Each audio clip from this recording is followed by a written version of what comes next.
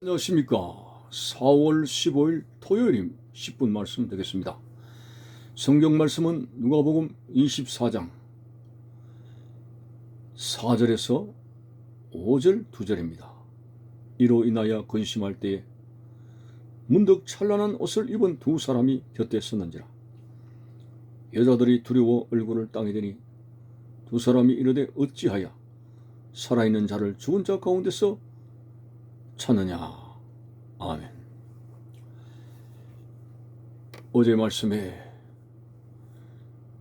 여인들이 향품을 예수님의 시신에 넣기 위해서 새벽에 그 무덤을 찾았을 때 하나님께서는 그들의 열정을 보시고 돌문을 열어놓은 채로 그들을 맞이했다, 이렇게 볼 수가 있습니다. 사실 돌문이 열린 것은 부활하신 예수님이 무덤을 나가기 위해서가 아니라 예수님을 찾아오는, 무덤을 향해서 찾아오는 그런 사람들이 무덤 속에 들여다보도록 돌문이 열려지게 된 것이죠. 이렇게 해서 그 여인들이 이제 돌문이 열려져 있고 들여다보니까 시체가 보이지 아니한 것에 대해서 그들은 예수님이 부활하셨다는 직감을 가진 것이 아니라 부정적인 생각으로 누가 예수님의 시신을 도적질해갔구나, 그래서 굉장히 근심하는 모습이 나옵니다. 예수님께서 생전에 부활하실 것을 말씀했지만 제자들을 비롯해서 아무도 그 말씀을 믿거나 기억하는 사람이 없습니다. 죽은 자가 다시 살아날 수 없다는 것이 그들의 인식의 벽이었습니다. 자, 어쨌든 시체가 보이지 아니하더라고 하는 이 말씀 속에서 누가 도둑질 해갔는가 근심을 하게 되었을 때 찬란한 옷을 입은 두 천사가 그 두려워하는 여자들에게 말을 합니다. 어찌하여 살아있는 자를 죽은 자 가운데서 찾느냐. 오늘 이 여인에게 천사가 한 말이 굉장히 의미가 깊습니다. 어찌하여 살아있는 자를 죽은 자 가운데서 찾느냐. 예수님은 말씀하신 대로 3일 만에 부활하셨습니다. 근데 이 여인들은 주님이 부활하셨다는 이 사실을 꿈에도 생각 못하고 예수님이 죽은 자로서 그 시체만을 주목하는 그들의 부정적인 마음속에 어찌하여 산 자를 죽은 자 가운데서 찾느냐라고 책망 가까운 천사의 말을 듣게 됩니다. 자, 오늘 이 말씀을 통해서 예수님이 3일 만에 죽음의 군세를 깨뜨리고 부활하셨습니다. 그분은 확실히 다시 산 자요 죽은 자가 아닙니다. 이런 예수님을 신앙이 없는 세인들은 석가모니나 공자나 마호메트나 죽어서 흙으로 돌아간 그런 죽은 자들입니다. 그들 가운데서 예수님을 나열시키면서 죽은 자들 가운데 나열시키면서 4대 성자 중에 한 사람이니 그런 엉뚱한 말을 합니다. 그런 세인들의 사고방식에서 생각해 볼 때 어찌하여 산 자를 죽은 자 가운데서 찾느냐. 예수님은 살아계신 자입니다. 예수님은 부활하셔서 지금도 살아계신 자입니다.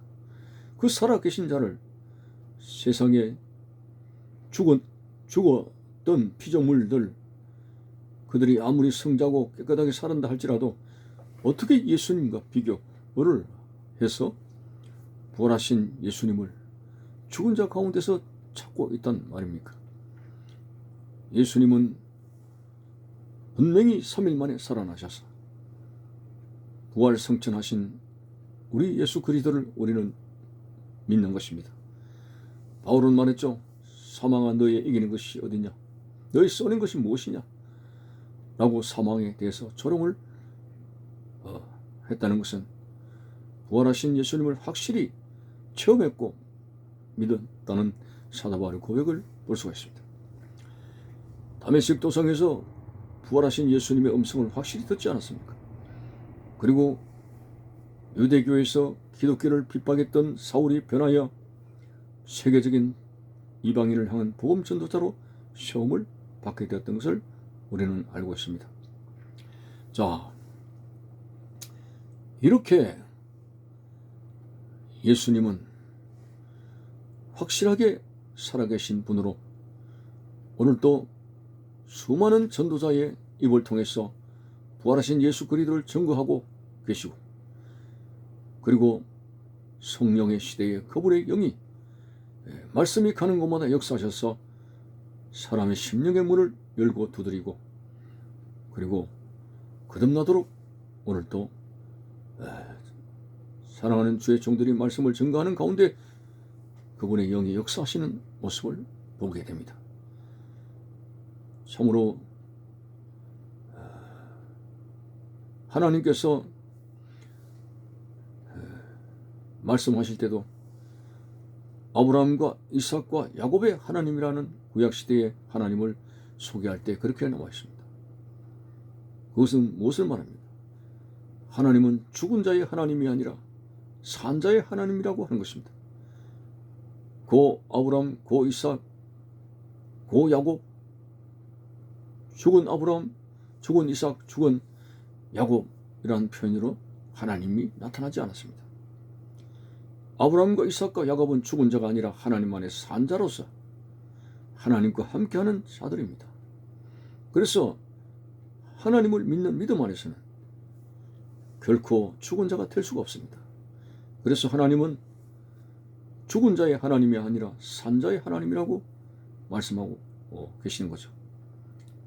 그래서 오늘 본문에도 천사들이 어찌하여 살아계신 자를 죽은 자 가운데서 찾느냐라고 책망을 하게 됐습니다. 오늘 그들이 예수님에 대해서 열정을 가지고 무덤 속에 향품을 넣는다는 그런 열정은 좋았지만 그들의 마음속에는 예수님이 다시 사셨다는 부활에 대한 어떤 소망을 가지고 나오지 못한 그것이 매우 안타깝게 됩니다. 신앙생활의 가장 궁극적인 목표는 부활의 첫 열매 되신 주님을 따라서 영원한 나라에 부활하게 되는 것이 우리 신앙생활의 궁극적인 목적입니다. 유대인들처럼 저들이 생각하는 어리석은 생각대로 메시아를 맞추려고 하는 로마의 통치소를 건져주고 육신적인 관점에서 오시는 메시아를 그들이 소망했던 거죠. 그러나 예수님이 이 땅에 오신 목적은 이 땅에서 왕이 되고 죄가 들썩이고 사탄이 극성을 부리는 이 세상에서 그대로 방치된 채 세상 사람들을 잘 살게 하는 그런 분이 아니었습니다.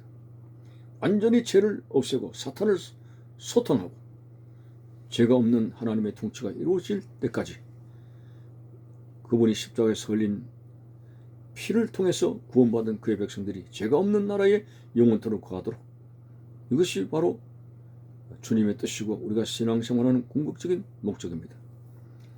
그래서 오늘 잠깐뿐인 이 세상에 정말 롯의처처럼 미련을 두고 뒤를 돌아다보는 어리석은 자가 되지 말고 바울처럼 표대를 향해서 앞만 보고 저 하나님 나라를 향해서 나아갈 수 있는, 그것이 진실한 그리스도인의 신앙의 본질이라고 하는 사실을 생각해 보게 됩니다.